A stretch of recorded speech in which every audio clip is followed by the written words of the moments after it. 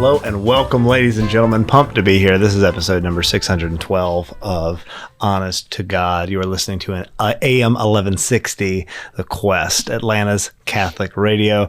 We're hanging out today with Julian and Annie and Mackenzie. And as always, we got producer Ben.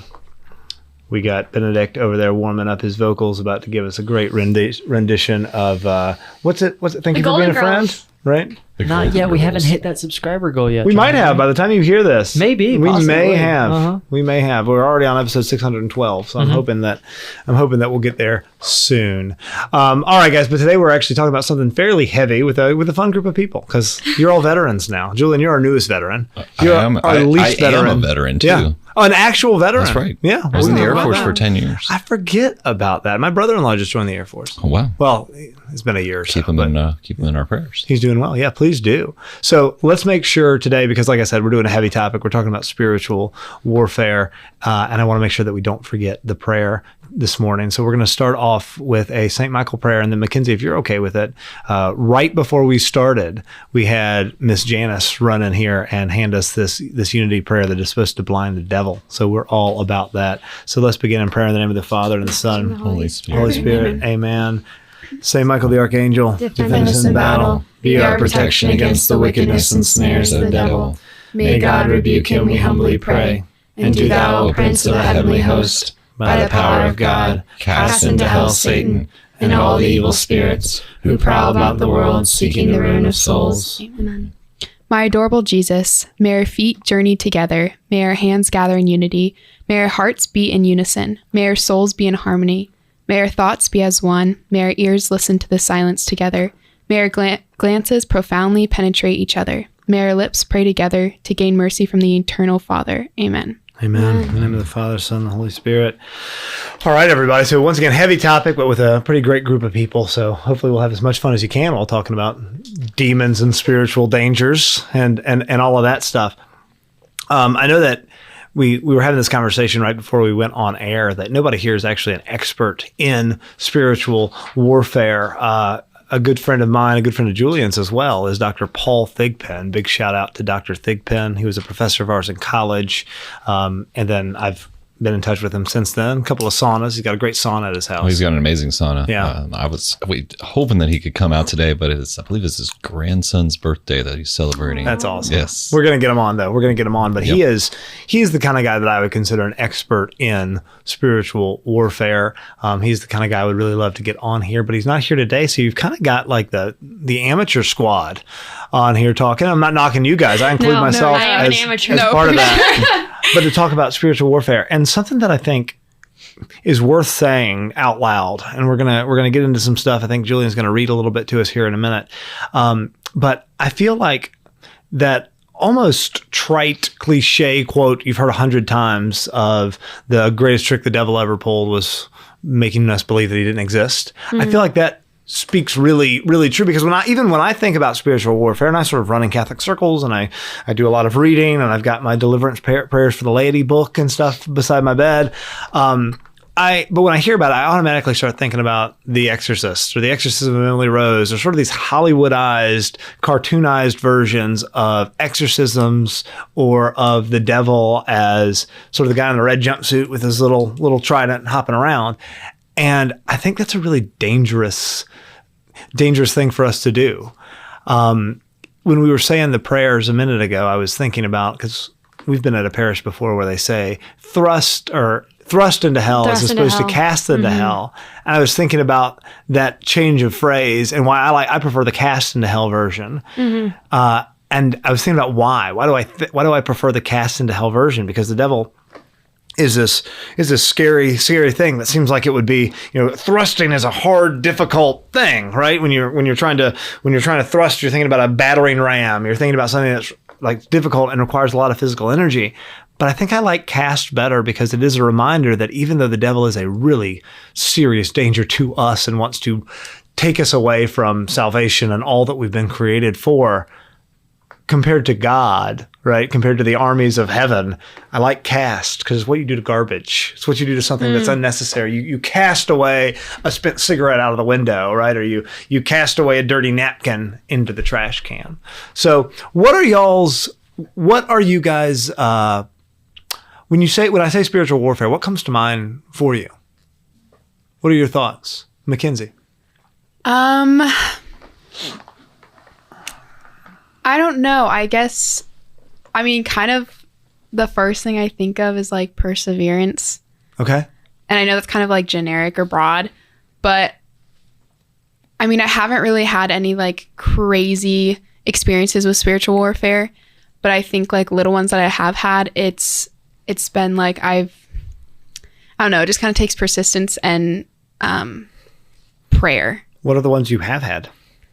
Well, I don't know. Sometimes I feel like it's hard to discern whether things are like spiritual warfare or if they're just, your own self or like mental stuff that's going on. So I feel like that's something that I've been working on, is trying to like discern, so I'm not, yeah. Okay, sure. No, what about you, Julian? Have you, what comes to mind, and then what experiences have you had? I have had way too many encounters with spiritual warfare, and I know they're never going to stop. And I have some really deep stories that perhaps we can get into later, because I don't want to throw it out. Sure. Come out the gate swinging. Right. But what comes to mind for me, honestly, is to keep it simple, and I think of holy water, because it's such a great defense to it. When you walk into a church and you see holy water, you always bless yourself with holy water, and that's like what comes to mind first for me, because it's a great weapon against it. Right. I watched a YouTube video that I now show to my kids, my students in class every year, and it's of this really anti-Catholic Protestant minister. And obviously I'm not knocking all Protestants, but this particular Protestant pastor, whatever he called himself, is located somewhere out in Arizona.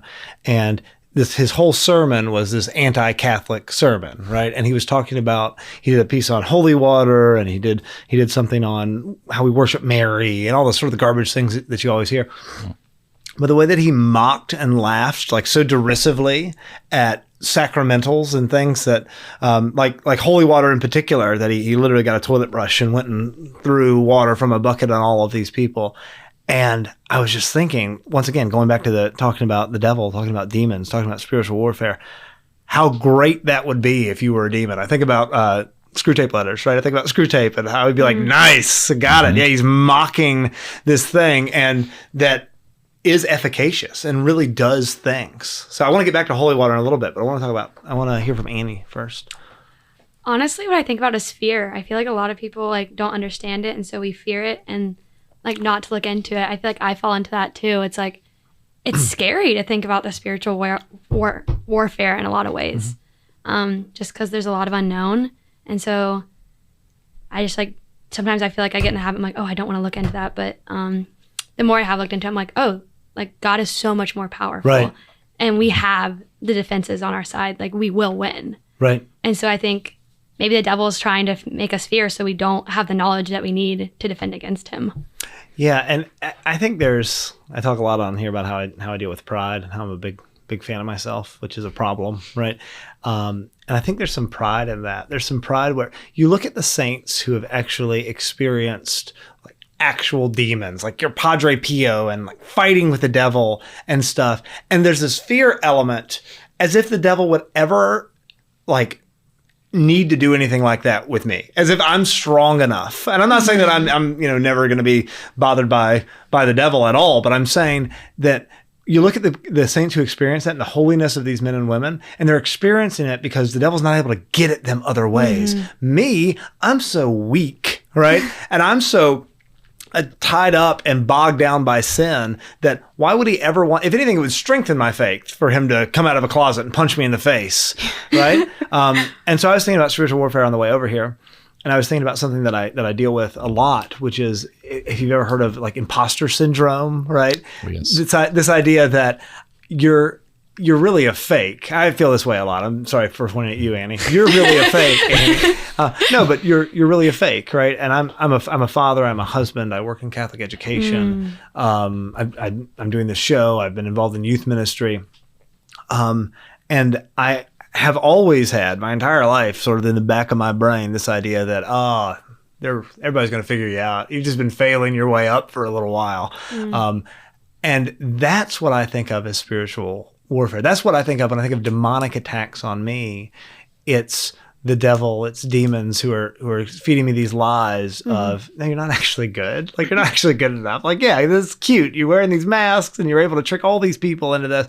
But eventually, come on, man. Come on. It's all going to fall out. Looks like you want to say something, Julia. I had a scratch on my face, but I can absolutely relate. Right now I'm going to law school at University of Georgia, and I sit next to people that graduated from Harvard, Yale, Princeton, and it's extremely intimidating because I joined the military and then graduated from Kennesaw State. And that's not a knock against Kennesaw State, but there was definitely an imposter syndrome that I have dealt with and battled constantly. Right. So I can relate. I think when like talking about imposter syndrome, I feel like a lot of that would play into like he's trying to cause division and make us seem like we're not able to like be united, because when we come together, like it sounds so like cliche or whatever, but we truly are stronger and more powerful. And so it's like he's trying to make you think that you're not able to be part of the group, or like, you know, you're not the same as everyone else.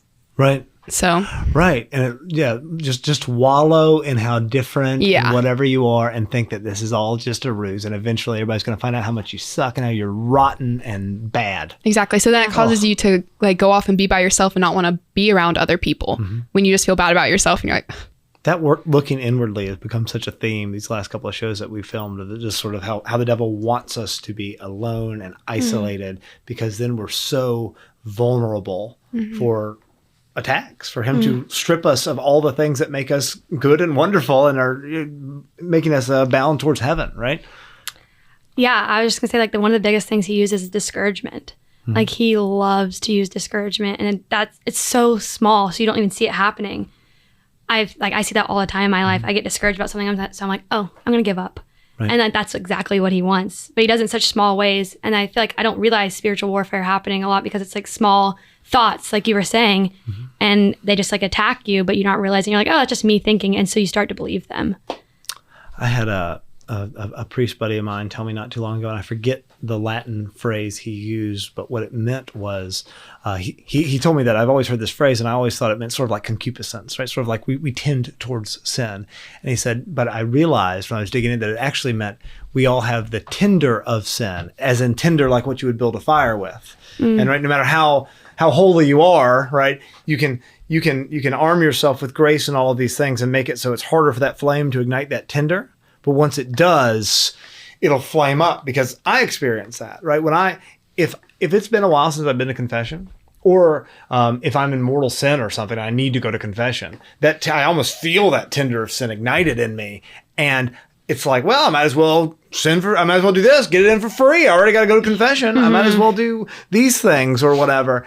And I ended up having that conversation with that priest because I got a text message about something. I won't go into any details. And it bothered me and it hurt me. And I immediately sort of fell into like just being judgmental and disparaging and wanting to gossip and wanting to do all of these things because I felt hurt. And that was that lighting of that tinder of sin in my heart. So I can go off on that for a while. But, so we can talk about experiences a little bit, because I think it's important to call those out. And I think the devil really wants us to hide in that shame. And I think it's important to acknowledge myself, and you guys are welcome to, but to anybody who's listening too, that we don't have it all together at all, right? We don't have it all together, and we do wear lots of masks, and we fake, right? We fake on a regular basis in ways. I mean, not everybody, but 99.9% of us do, right? And we pretend like we're more confident than we are, and we pretend like we've got it all together, and we don't have to, right? Because we're not strong enough to overcome sin, right? God is, right? That's the great thing. He said that we win in the end, and it's true, right? I'm a bad person in lots of ways, right? I make lots of bad decisions. I'm not a bad person. I make lots of bad decisions, right? And I can't overcome it. And I have to thank God for those opportunities to be humiliated, because what those are reminders that I can't do it by myself. I need God. I would love, because we're kind of in a dark place right now a little bit, if you're open to sharing some stories about spiritual attacks, Julian. Sure. If you're comfortable, I'd love to hear one. Not too long ago, I was camping with my parents. My wife and I, we recently bought a very small camper, which is a great tool to bond with the family because it gets you out of nature. We don't have a TV in there. And so we go and my parents have this campground that they like to go to up in North Carolina. This show is actually brought to you by the concept of camping with your in-laws, just so everybody knows. Well, more on that later. Some people don't like naming their artifacts or their stuff, but we did name it Joanne after Rachel's grandmother. So I name all any vehicle gets a name. Vehicles get names. Guns get names too. Yes, Guns yes. get names too. But so my parents had our youngest for a week, and he got to spend some time with him, which was great. And my oldest was at summer camp, and my parents got to the campground first, and they said, hey, there was this nice couple next to them that had their son there and was playing with Logan. And I was like, okay, great. And so I arrived the next day, and my mom, I was like, yeah, that's them. I'm like, cool. And she goes, but it's weird. This lady gave me these books. I was like, what are you talking about? And there was like these 3 books. One of them involved sex magic. One of them involved how to possess another. This was a random woman at a campground? Yes. Okay. All right. And I took one look at those books and I went, who? And I pulled out my crucifix and went straight over to that lady. I'm like, I'm going to find out who this woman is. Right. And my son was over there playing with her child and just talked to her for a few minutes. She had this interesting necklace around her that was like spiral. I was like, okay, I've never seen anything like that before. And I said, so ma'am, what is that? Like we'd talked, for a few minutes, and she was like, oh, it's horse DNA. I said, well, that's okay. That's interesting. She's like, I'm into horses. And I was like, oh. As you do. Yeah. I was like, horses are cool. My mom likes horses. And she goes, I'm a witch. I use it for my spells. Oh. Immediately when that happened, my oldest son came up to me and said, Dad, I just got stung by a bee. Okay. Right. Yeah. And I said, well, it was really nice to meet you. I'll pray for you guys. God bless y'all. And that was the end of that. I went back and I said, Mom, we have to burn these books. I actually called Paul Pigpen. I was a bit startled. Yeah. And that's like on the nose. Wow. Like almost. Yeah. I was startled, and I called Paul definitely in a bit of a frantic, and I'm like, what should I do? I feel like I should burn these books. He goes, yes. And if you can get some holy water, do that. The next day, they left, thankfully, but I got 103 fever. We did burn the books that night. I had Gregorian chant playing while we did it. We said some prayers right over the fire. I made sure that every bit of those books was burned. And yeah, that felt like I was fighting a battle that day. And then the next day, I paid for it with a fever that nobody else got sick, just me. It was 4th of July. That is wild. Yeah, so that's one of my stories of encounter with some that's intense spiritual warfare. We actually found it. We moved into a rental property while we were building a house, and I was cleaning out the shed, and we found a book on neo-paganism and like magic with a K or something in there. And we did the same thing. We took them out and we burned them on a bonfire that night and said a prayer and it sounds hokey. Like if you're people who are listening to this who aren't Catholic, right? Who aren't into like the Catholic deep cut stuff. It does sound like superstitious nonsense on our part. Dramatic. Right? Yeah. But once again, that goes back to this lie that it's the devil. It's not real. This is all just, what are they now, spiritualism or whatever it is, right? Right. I'm spiritual, but not religious. Yeah. It's bizarre. All right, beat that, ladies. You got any experiences worth sharing? I don't, not like that. I mean, honestly, what came to mind when you were talking about that was just like, I know people have heard it a million times before, but like as much as God has a plan for us, like the devil has a plan for us. And so like, right. Obviously we need to be I doing haven't heard that things. a million times before, actually. I don't know if I've ever heard the devil has a plan for us. He has like God has an individual plan for your life, but so does the devil. Like the devil has an individual plan for your life to set you off track. Right. And like, obviously he wants your soul in heaven. I mean, not in hell, sorry. The devil wants your soul in hell. But like, so he has a plan and he's going to like do everything he can to make that happen. C.S. Lewis has been coming up a lot lately, but the Screwtape Letters really is. It is a great book. If you have not read it, if you're listening and haven't read Screwtape Letters, it is great because the whole story, if you don't know, is a demon mentoring a demon on how to lead people to hell, right? How to lead the guy that he's in charge of to hell. And it's written from the perspective of the demon. So they keep referring to the enemy, which is God, right? Which is Jesus. So it's sort of turned on the head of what most, what we usually think of when you're reading it. But it's excellent. And it gets into sort of the minutia of it about where, the younger demon, I'm sorry, it's Screwtape and Wormwood. I think. It's Wormwood. And Screwtape is the mentor demon, right? Sounds right. And Screwtape is... Because he signs them all Screwtape. Yeah. He's telling Wormwood, he's scolding him for allowing the person who Wormwood is supposed to lead to hell. He's scolding him for allowing him to like go for a walk in a beautiful, like he went on this beautiful walk. He said, you can't let him go for beautiful walks. Don't let him experience beauty, right? But I love it because he gets into, and there's much deeper stuff too, but he gets into the minutia of how every decision really is either a step towards or a step away from salvation. And I don't know, I think that's worth chewing on a little bit. I do want to recommend a couple of books real quick, and I'd like to read a little bit from this one.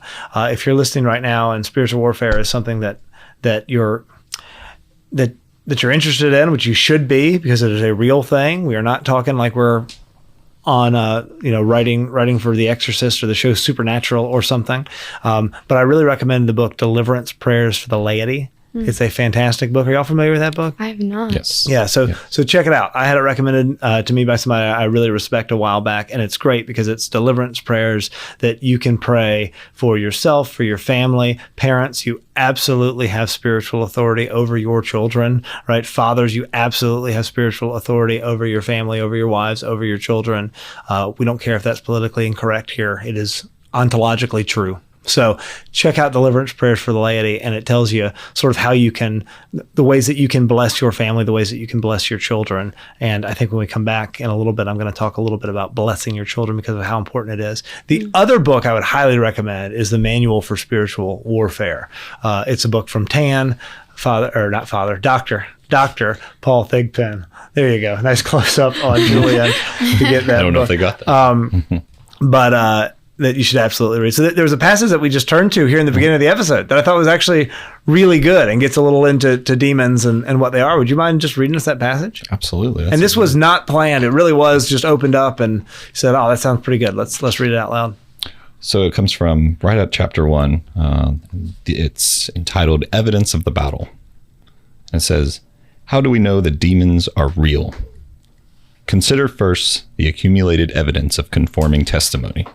Throughout all history, peoples of vastly different cultures around the globe have affirmed the reality of evil spirits, even when they have disagreed about most other spiritual realities.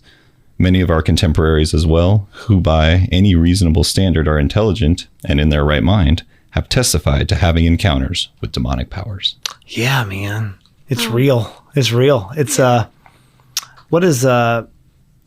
and here, this will go off, and so I'm sorry. I'm trying to make sure we don't go into something big that I want to go into because we only have a couple of minutes before break. I'm curious because he talks about pre-Christian throughout all of history, right? There have been ideas of evil spirits, and I listened to a great talk, and it was talking about the ancient gods of Egypt and Mesopotamia and the Sumerians and all this stuff, right? And it was the guy was arguing essentially, right? We read these stories about these gods and these people who really believe in them. And we tend to think of them just like cartoon characters, right? This is like Santa Claus or the Tooth Fairy or something, just like sort of little fairy tales, right? These mythologies are fairy tales. But this guy was saying, no.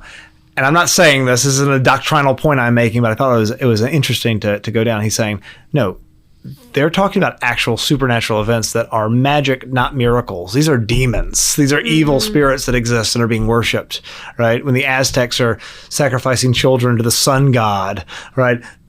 That's not just plain make-believe. They're actual demonic spirits that they're dealing with. I don't know. Thoughts, Mackenzie? I'm putting you on the spot. What is your opinion right now, hot takes with Mackenzie, on whether the gods of ancient civilizations are actually evil spirits or not? I haven't done a lot of research on That's all right. that. I mean, growing up, like I went to a Catholic school and they kind of talked a lot about that kind of thing, but and like learning about like the great gods and kind of stuff. And I think I don't know. It kind of reminds me of like this whole topic with like yoga and different things like Sure. that. And how like certain positions even, and like, Go on the record right now with your stance on yoga. Let's hear it. You're going to make a lot of people mad either way. I Come know. on. What you got? What you got? AM radio, dozens of listeners around the globe right now. A lot of people have different opinions about yoga, and We don't care though. We want to hear yours. I would not do yoga. I feel like I am very much like a cautious person. I always like if I hear anything that could lead to something else, I'm always like, okay, then I'm not even going to attempt with that. So I mean, I know a lot of it plays into like your mental, like if you're like, trying not to think of things or like thinking of certain things like, that play a factor into yoga, that they like calm your mind and all this different kind of stuff. I know that that's like definitely not good. But I also heard that like the actual positions are like positions that people in the past used to worship like these fake gods and stuff. So like they're not good either. Or maybe very real entities that are not gods, right? Yeah. As the show continues, I realize how necessary I think it's going to be as a follow-up to get Dr. Thigpen on. I don't know if Dr. Thigpen counts as a young adult, but young at heart. Very much young. Yes, at heart. very much young at heart.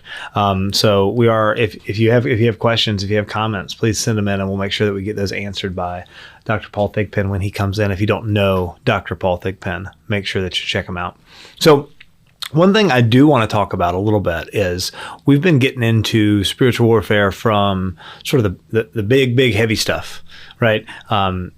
Demonic attacks and witches and pagan rituals and stuff, and all that is 100% real, right? I'm not trying to take away from that at all. That being said, I feel like spiritual warfare for for everyone in this room and the vast majority of people doesn't look like that usually, right? You might be sometimes in your life encountering some real physical evil in front of your face in a way that is tangible and, in your face. But most of that spiritual warfare we're going to experience is tied directly to our concupiscence in our day-to-day lives, right? It's going to be tendency to gossip about your friend or your family member, or desire to look at pornography, or to disrespect yourself or others, or use other people. It's going to be those day-to-day things that aren't as flashy, but are, I would argue, more deadly. Tell the story you just told about Padre Pio in that regard, because that's not what most of us are going to experience, but it's a killer story. I love that story. So there's a story about Padre Pio. He's asleep in his room, and he wakes up, and his whole room is like in flames, and he sees the devil standing right there. And so he takes one look at the devil, and he just turns over and falls back asleep because he knows the devil can't do anything. He's to him. So cool. And I was like, oh my gosh, that's so cool. He's like, if you are listening and you do not spend a lot of time, an inordinately large amount of your spare time reading about Padre Pio, you absolutely should. That guy is incredible. Feast day yesterday. It was his feast day yesterday. Yeah. Well, they don't know what today is. Today is the feast day of Padre Pio. Right now, today. It was yesterday. I shouldn't lie, I guess, about that. And there's that awesome new that movie coming out with Shia LaBeouf. Yeah. I'm excited for that. Yeah, if you haven't listened to that Bishop Barron interview with Shia LaBeouf, it was so good. You absolutely need to check that out. That blew me away. Okay, so I'd like to get into some of that stuff though. Some of the day-to-day things that you should do, right? We know, right, as Catholics, that like venial sins are alleviated by things like crossing yourself, right? When you go to you say a quick act of contrition, any of those things.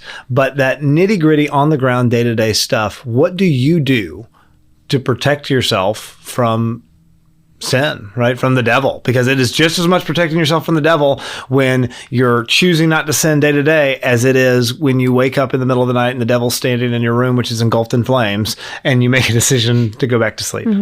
So what do you do? Producer Ben. I think it's less of a conscious decision to I know what I'm doing here and it's bad and I should stop. But it's more of a, what are the things that you might not necessarily think that are bad, but that you just kind of end up doing. Give me an example. like gossiping. Like gossiping usually isn't something people think about. But I think it's setting up ways that you can fight against those. Let's all talk maliciously about someone who gossips behind their backs right now. Just so I'm kidding. No, keep going. You're right. Absolutely. But it's like setting up things for yourself, like just asking for help, like asking, protect me against these things, and like saying daily prayer, like not just a Hail Mary or an Our Father, but actually talking to, like having a little bit of personal time, I guess, with Christ, and just genuinely asking for help. Or it's like for me, I started praying a daily rosary this past Lent, and I've kept it up since this past Lent, and it's just fantastic. Like my spiritual life's never been better, because I'm always constantly thinking, okay, well, I've got this little bit of time, I could listen to a podcast or some music while I'm on my way to work, or just pray a rosary. So that's I have time for it, and I should make time. No, and obviously I agree, but how many times do we hear Catholics and other people say, like, oh, you need to pray more, you need to do this more? And yeah, that's 100% true. That's the best advice in the world. That being said, we hear that all the time, and most of us still do a crappy job of it. Yeah. Why? What do we do? How do we do something differently? I don't have an answer for that. I'm genuinely curious. For the rosary and stuff like that, Sure. I've heard like attach it to something you already do, which I don't know if like you guys have talked about stuff like that before, but like something I found, I struggle praying the rosary, and I'm like, I never find time for it, which I should. It's easy to find time for it. But I have a 20-minute drive to school. And so I'm like, there's 20 minutes right there. I'm already driving, already in my car. So if you make it like in your habit that you already have, then you'll be able to make time for it. I like that. That's what I've learned. All right. I thought you were about to say something. Sure, I can say something. You have a face that always says, I'm about to say a thing, but I'm trying to be polite and let somebody else speak first. Just if nobody's ever told you that, you need to know that. Well, I'm glad it's that. And right here, we're all about being honest Sure. to God. So, what you got? My godmother actually used to say that I always look like I was up to something, so I guess that's about the same. No, this is a better one. This is a much you have better a one. I wonderful appreciate that. contribution to Good. make, but you're trying to be polite and not So talk kind. over others.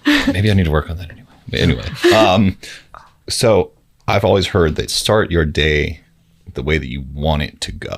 And I always carry a rosary on me. I've got this one right now that a good friend of John Henry and I's, Katie Nuzzo, now Katie Longcoat, sent my family and I. So shout out to you, Katie.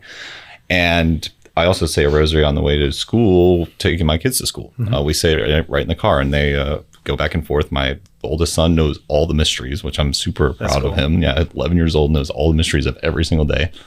And that's how we start the day. And it's been very helpful for us spiritually. And I think I mentioned this a long time ago when we were doing a parenting thing. But I always hear people who will talk about how their spiritual life suffers when they have kids. It's been the opposite for me, because I so desperately want to be this father that I feel like I'm supposed to be. Right. And while I might not want to, while I might not have the energy and the commitment to be the kind of man I should be for my own sake, right? Because I'm lazy and, I'm a fallen creature. I want to be that man for the sake of my children, and I think it makes it easier for me to do those things that I ought to be doing anyway for their sake, which is kind of backwards, but still, I'll take it if it's helping me be the man I ought to be. What about you, Mackenzie? Overcoming sin, that day-to-day stuff. What do you do? How do you do? And you're not allowed to say, I just pray a lot. Well, one thing that I've kind of started doing, so like one habit that I have is always like believing these lies. Totally. Like you're not good enough, or, you're not able to like literally just get through daily things throughout your life. So I have kind of started to like denounce those, but I will like sometimes say it out loud because I feel like that's more powerful. Right. So I'll be like, I am capable to do what I have planned today. I am, able to get these things done. I am, and just kind of saying it out loud, I think holds a lot of power. That's good. I really like that a lot. I work at a school that has a chapel in the school, and it's cheating. So a lot of people probably don't have this, but I have found going into the chapel and getting down on my knees in front of the tabernacle and saying, all right, God, I can't handle this, but I know that you can. Like really having that conversation. And I purposely don't try not to make it a rote prayer. So it's more of a conversation when I get in there and I say, I'm dealing with this right now, and it's driving me crazy, and this is what I want to do, or this is how I want to act. But I know that that's wrong, and I can't overcome this. I need some backup. Please help me. And that humbling myself tends to go a long way, at least psychologically. Yeah, I think it's that like that coming to terms with the fact that you're not good enough to beat this sometimes. Right. Like you can't do it alone, and you have to enlist that help. Yeah. And I think that's a huge thing. Well, and that's a recurring theme. It goes back to so much, right? It goes obviously back to our dependence on God, but also goes to our dependence on community and how we're not supposed to be islands. We're not supposed to be alone. I mean, I'll say this out there to anybody who's listening. As somebody who struggled with sin or struggled with moral sin, I struggled with pornography for years when I was younger. The best thing that ever happened to me was being able to say these things out loud and have conversations with other guys. And that actually came before having conversations with God. It was kind of backwards. But saying stuff out loud does have a power to it. We're not Gnostics, right? We understand that we are physical beings who exist in a physical world. And we have to play into the way our brains works and the way our bodies work. And like think about psychology and stuff when we're doing this. You have to say things out loud. I think that's huge. Like God can see your inner thoughts. Right. He knows what you're thinking at all times. Right. Yeah. Yeah. But he wants you to take the initiative to ask him for help and to tell him the things that are wrong and tell him the areas where you've fallen short. Well, and it feels so much more real, right, when you're praying and you're praying actually out loud and saying those things. Right. It's a lot easier too to not get distracted, because that's another tool of the devil for sure, is distraction. We just did a technology episode recently, right? That distraction and that procrastination and all of that. It's a lot easier when you do it interiorly, when you're not willing to do this outside and make it a part of the physical world. The devil uses time as a bit like, if you don't like, I'll be like, I want to do morning prayer, and time will have passed where I can't do morning prayer anymore. And I'm like, oh, too late. Can't do it anymore. Yeah. So he uses that time as a way to be like, oh, it's too late. You can't do it. But like, that's such a lie. There's no reason I shouldn't be able to do it now. I was riding home with my kids the other day, and I was saying, we really need to pray the rosary. You guys are going to fall asleep. We're not going to be able to get home. But it was like 5 or 10 minutes away from the house. And so my initial thought is, I can't pray the rosary. I only got 5-10 minutes. Might as well just not pray the rosary and keep listening to my audiobook or whatever stupid thing I'm doing instead. As if God's going to be like, well, you're right. It doesn't count because you paused in the middle when you got home. Or, if I go home and we go to sleep and we don't finish the rosary, that's okay. That's allowed. It's still better than using. I love that time. What other tools? What other tools does the devil use? That's one I think Ben beforehand you were talking about. Yeah, I had a thought that like, what are the tactics that the devil uses and that we don't necessarily like see and we don't notice. Like we notice when like intrusive thoughts come into our mind and like horrible things that like, why would I even think that? Right. And we notice those things, but what are the things that are like, and what are the tactics that have just become commonplace? Like things like social media and addictive technology and binge watching and these things that are man-made, yes, but Satan influenced. Totally. Yeah. Ooh, man-made, but Satan influenced. Yeah. That's good. And I think that has from like, and I've listened to a lot of like, there's one called Supernatural on Spotify. It's a podcast that'll like go back and like see different phenomenon throughout history, like aliens and things like that, and every now and again they'll touch on like spiritual things that like people just see as like hoaxes or they weren't real, but like they very much could have been. And it's what I've kind of seen is that from if those things are real, like werewolves for instance, I think werewolves could have been real. I'm so glad we're talking about werewolves right now. All of the stories that that you find in history that have werewolves in them, they all start with a deal with the devil. Right. Is that a man has been promised something, like he's been promised immortality or something, and then the Satan gets to use him to carry out evil things and destroy man by that way. And I think now it's different, but it's a very similar thing. Like instead of being promised immortality or like your family will do well if you give me your soul, it's instead you'll get money and you'll get power if you exploit your fellow man and if you addict them and show them the corruptness, and it's that influence, I think, that's kind of more prevalent in today's age. And I don't mean to minimize it at all, but it's almost like all the same evil, but rebranded for the 21st century, right? Yeah, that's And it's how like humans don't just evolve to fit the time and the day, but it's that these spiritual things can always find new ways to entrap us and bring us into the sin. Yeah, another thing that's been on my mind a lot when we've been talking about this, and we talked about it a little bit in the break. I think you used the term that was better than what I used of opening portals, right? Where very seldom are we, most of us, like actively inviting demons into our life, right? We don't sit down and we like make a pact with the devil very often. There's very few people who do that, right? And I like how you brought up the old stories too, because you'd hear about all of that, right? Like, I mean, even I really like old country music, right? And there's all these stories of these guys who are literally making deals with the devil to be excellent guitar players. I mean, Devil Went Down to Georgia is a good example too, right? And all of these different things. And we don't do that overtly very often. People don't. But I think there's a lot of ways that we open ourselves up to the devil, to demonic influence directly in a way that is it is not overt, but it is direct. Right, and we can all think of some, right? Like tarot cards, or help me out here, guys. Palm reading, Ouija boards. Yeah, the number of like middle schoolers and stuff who I've heard messing with Ouija boards. Did y'all experience any of that when you were kids? Do you have friends or family members? I knew some people that did, but like it wasn't. We were at my cousin's one time, and like their neighbors were messing with it, and one of my older cousins immediately was like, "Nope," and went over there and shut it down. Cool. But like I was really young then, so I didn't really understand what was going on. But I knew enough to be like, I'm not messing with that. But yeah. I remember when I was working at Walmart, I worked in the photo department. And one time we got this set of like 50, 60 pictures. But it was all like birthday invitations. Was this in 1997? You were working in the photo like development lab at Walmart? No, people just send in like digital photos to get printed so that we can get them. So there are these like invitations to a birthday party. So a 13-year-old's birthday party, but it was Ouija board themed.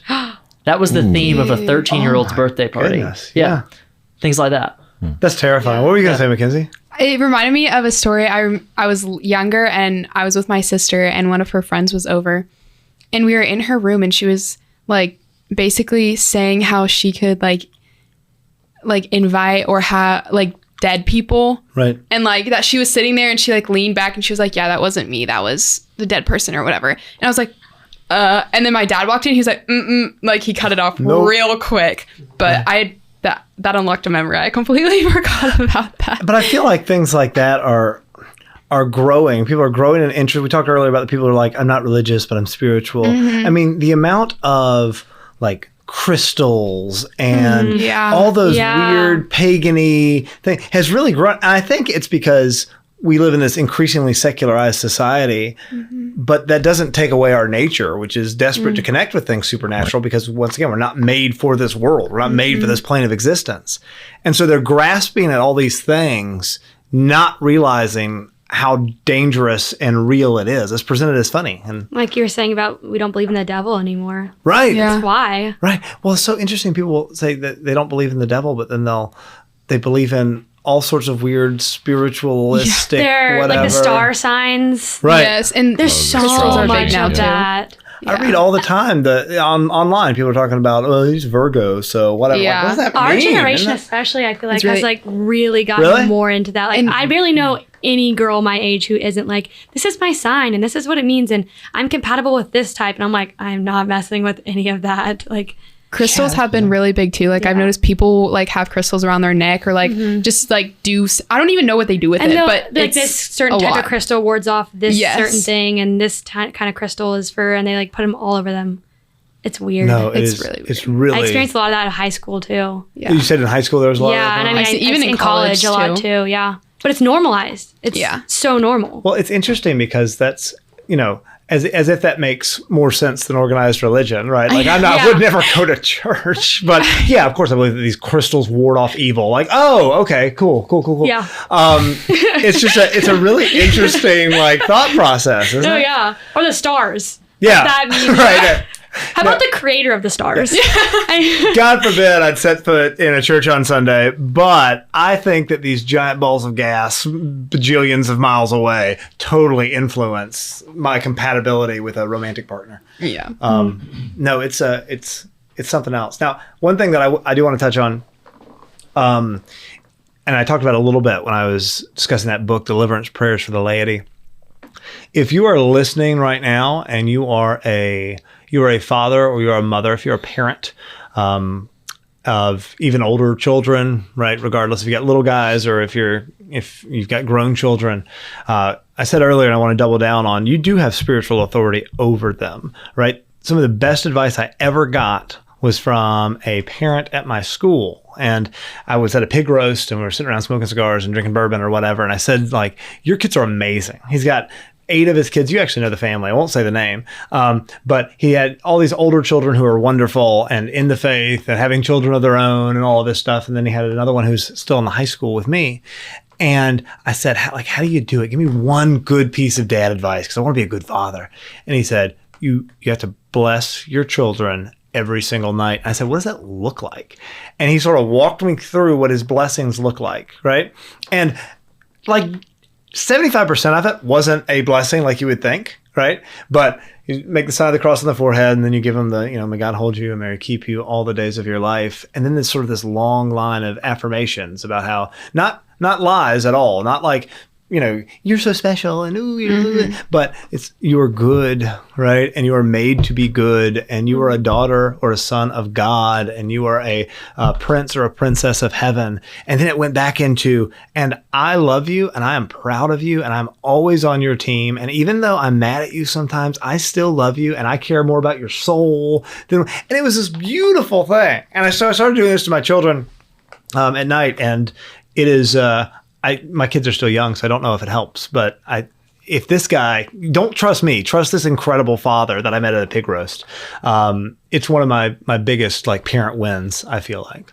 It's good for him. Yeah, my parents have always, growing up, they have always God blessed us. Do they bless you? Can you tell us what the blessing is? Well, it's not anything extra. It's literally just they do the sign of the cross on our forehead and they're like, God bless Mackenzie. And it's always before we go to bed or if we're leaving to go somewhere or anything like that. And you still do it as you're older, right? Oh, yeah. Good. I too get that blessing. When I went to Mackenzie's parents. I was like, God bless him. You do not have spiritual authority over other people's children. That being said, you are totally allowed to say God bless. You can ask for blessings, right? I got my hand slapped one time because I said that I had given a blessing to somebody and they weren't my kid, and I had to walk it back. But no, I didn't mean I asked that they were to be blessed. I don't have spiritual authority, whatever. Yeah. Some people get very upset about that. But I mean, you can say God bless you, and so you're not bringing down the Holy Spirit with your authority over them or anything.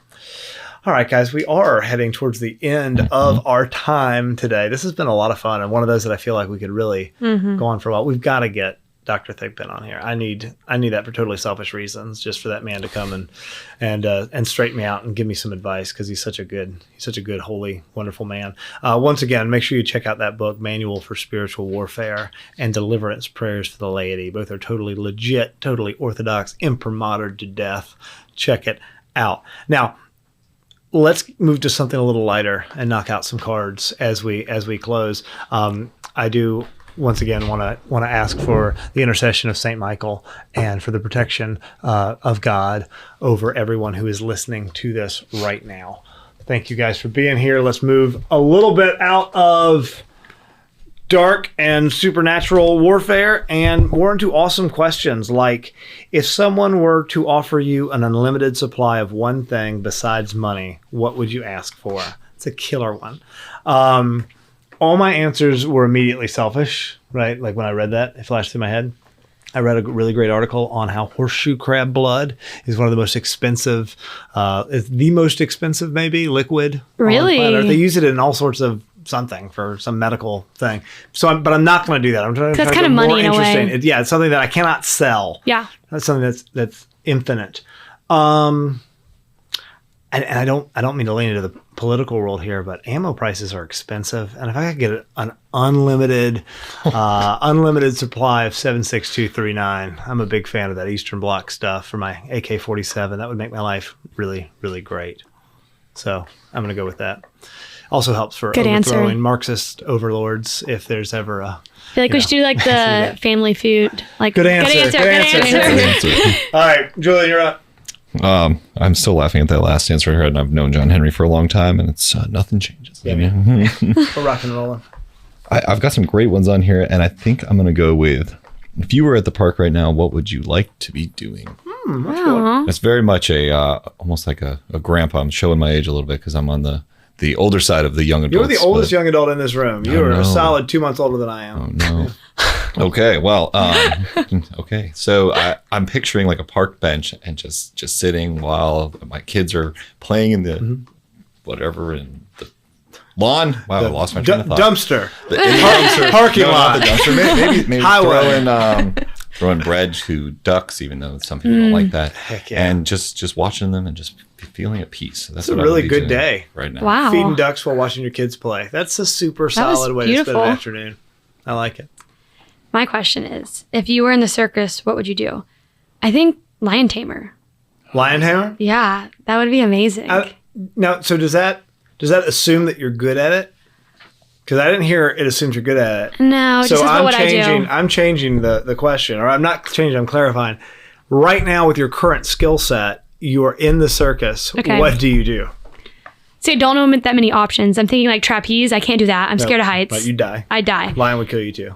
A clown, what do they actually do? They just like run around and like, creepy. with my skill set? What's your best talent? What could they give you like a little side ring during the circus to do? You put me on the spot here. I don't know. Can you touch your tongue to your nose? I can. There you go. Just do that.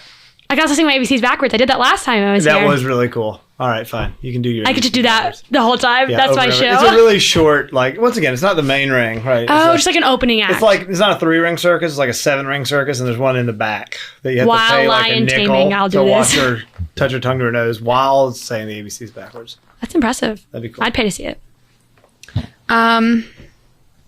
Okay, what is something you always laugh at? And I would have Currently to say laughing. just my friends and family, they crack me up all the time. Which one in particular? Who's the funniest one? Friends and family. I can't pick the funniest. You must right No. now. After you tell everybody that if they do yoga, they're going to go to hell. No. You did that earlier. No. Now I you did have to not tell mean- us. That's what she said. I did Verbatim. not You say heard that. it here. My You can say me. I'm right here. funniest. Okay, family. I'm gonna say No. Family and friends together. You have to pick one. the funniest person I know. You better like, get an answer. between I'm the going to ask two. you which one you like the most. All right. Okay. This is the hot seat. I don't want to be I know. here. I don't Mackenzie know. was too quiet last time, and she's such an awesome resource. She's a great guest. Okay, I would say. That's actually really hard. Probably my dad. You did. That's really That's a good solid answer. answer. Yeah. Good answer. Good answer. Good answer. He's a funny man. I can attest to All right, that. you He just got cracks me up. All right, mine is if someone were to look up your nose, what would they see? Oh, Could do this right now. a dark abyss Okay. filled with multitudes of galaxies and an endless barrage of Barrage. clogged Good word. up sinuses. Okay. Because I am constantly clogged up. Actually, not really. Right now. Wow. It's a miracle. It's a miracle. Why was that a question? What would they expect? Like, I know, what I'm would not you see sure. up someone's nose Yeah. other than I'm going to congested? allow it because producer Ben technically is in charge of this whole operation. I don't want to kick him off, but that was a weird question. It wasn't your fault, Ben. It was the questions. It was a good answer, though. Good answer. All right, so as we as we close out today, I do want to just do as a little wrap up and make sure that I say out loud that spiritual warfare is something you need to take into account in your life. Right? It is not. This is not a nursery rhyme. This is not a fairy tale. This whole Christianity thing is not designed to make children obey their parents. Right? It is true. Right? The faith is true with a capital T. The church is real, which means that the devil is real, which means demons are real, and they want to drag you to hell. And we have to say that out loud, and we have to acknowledge that. So if you are listening out there, I'm begging you for your own sake, for your spouse's sake, for your future spouse's sake, for your church's sake one day, if you're a priest, for the people in your life, this is something that we have to do purposefully. We have to acknowledge this battle, and we have to fight it. You don't get a choice. You don't get to decide to opt in or opt out of this battle. You are already in. So fight the good fight, y'all. Take care of your souls. Guard yourselves. We here at Honest to God love you guys. We are praying for all of you. Thank you for listening. You're listening to AM 1160, The Quest, Atlanta's Catholic Radio. This is Honest to God.